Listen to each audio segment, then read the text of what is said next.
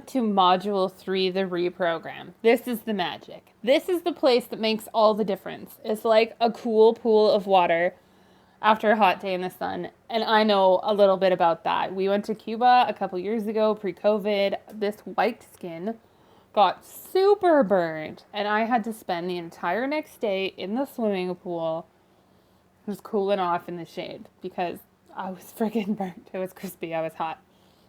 I'm going to get a little poetic here. I'm a creative writer. Forgive me. Imagine, close your eyes. Imagine the smell after the first rain following a 35-day heat wave. The freshness, the new energy, the hope, the grass turning green again. The birds have returned, the flowers are perking up, the apples are beginning to swell, and the blackberries are juicy. That's what this is for your soul, for your heart, for your mind, and for your relationships. We've spent 2 weeks now catching thoughts, and it felt pretty gross. Can I get an amen? Felt pretty gross. At times, to see those things that we really tell ourselves.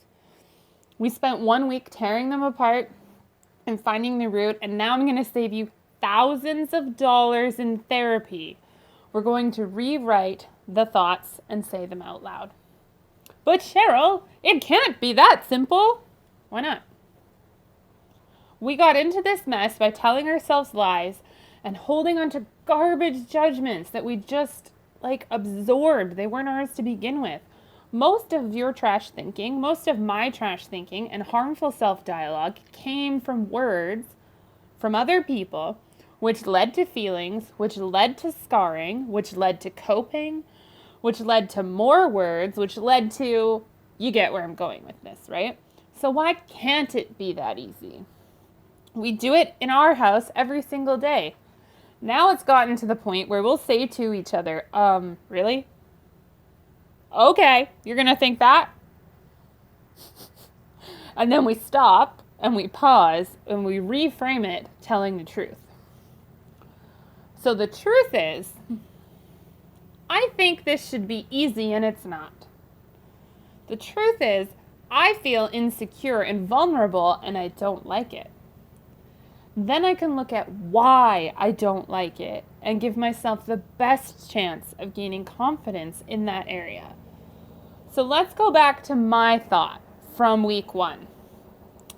The one that I said to my partner in the heat of the moment, and let's rewrite it, okay? I hate being an afterthought. I am not an afterthought just because someone doesn't behave the way I want them to or the way I think they should. It is my responsibility to communicate my own needs clearly and not through passive-aggressive subtle hints. It is unfair and unrealistic for me to expect others to instinctively know what I want or do something for me simply because I would do it for them without thinking. My partner Olivia is not me, and I am not her. We think differently, and we have different love languages. It's my job to communicate my needs to her and to allow her to show up in her own way. If I don't like something, it's my job to say so. If I do like something, it's my job to say so. Instead of getting angry about her not doing this or not doing that or getting me this or that when she's getting it for herself, I need to ask her specifically to do things for me and accept that she won't magically do it just because I want her to, because she's not wired that way. It's like expecting my cat to lay eggs. And it's not going to happen, and you're both going to end up disappointed. So, rewriting the thought. I am not an afterthought. I am important. I feel left out because you didn't anticipate my needs. As a child and in my teens, my needs were often not met by the people meant to care for me, and whenever I feel that someone I'm close to has let me down, all those feelings come back. You'll notice the language here is I, taking responsibility for all of these thoughts and all of these feelings and not putting it on the other person. I am safe. I am secure. I am loved. I am responsible for finding the ways to meet my own needs, even when that means asking for it. I need to own my shit and not put that on other people. How can I communicate my needs better to you? Another good thought to unpack that we all have from time to time is, I can't do this. Usually it's, I don't want to, I'm afraid to, I don't want to be uncomfortable, and I don't want to be vulnerable. You've done the work to find the root. If it's, I don't want to be vulnerable or uncomfortable, let's take that a step further. I don't think I should have to open myself up to the potential failure of being hurt or embarrassed to get what I want in life. I believe that other people have it easier and that they don't feel this way when they do hard things. Let's rewrite that thought. Everyone feels vulnerable and awkward when learning or trying new ways of doing things. Vulnerability doesn't have to mean getting hurt. Getting hurt doesn't mean I'm less valuable. Rejection isn't the end of my world. It just means I get the thing that I want or something better. Rewriting is powerful stuff. How would you rewrite this? No one is ever going to love me.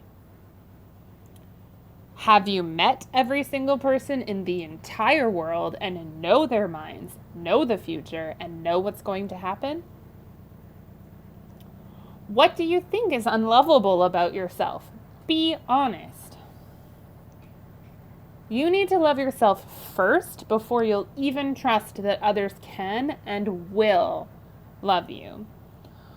When we think that no one will blank anything, we decide for them without giving them the opportunity or the change opportunity to end these self-fulfilling prophecies. So, for example, no one shows up for me, so I never put myself out there and I end up alone.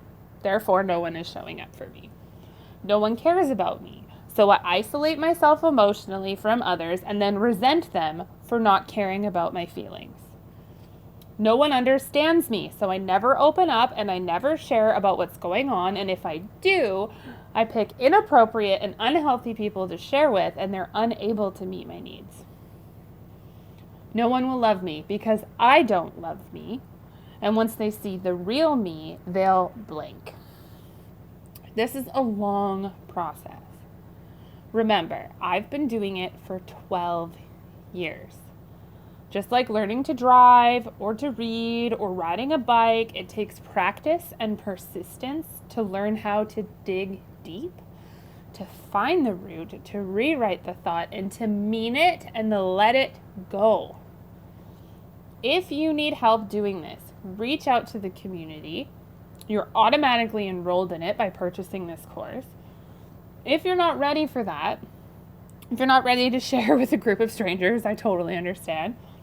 I'm here for you. Be kind to yourself. Practice compassion. Go for a walk. Breathe. Light some candles. Book a free 20-minute discovery session. And if you decide that one-on-one coaching is what you need, we can do that. There is no room for shame here. We learn those patterns as a way of coping and protecting, and they no longer serve us.